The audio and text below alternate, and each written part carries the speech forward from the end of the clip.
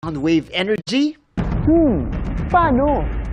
Yan ang pinag-aralan ng electrical engineering students mula sa University of Mindanao. Ang portable fire exterminator na kayang lumikha ng shockwave sa pamamagitan ng sound vibration.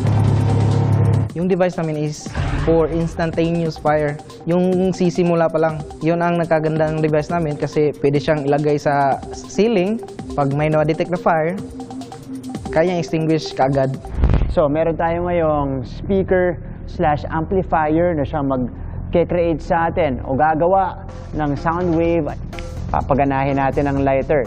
Ayan, nakikita natin na meron siyang apoy all the way. Pero kapag tinapat natin dito sa area na to, kung saan lumalabas yung shockwave, mawawala ang apoy pagmasdan.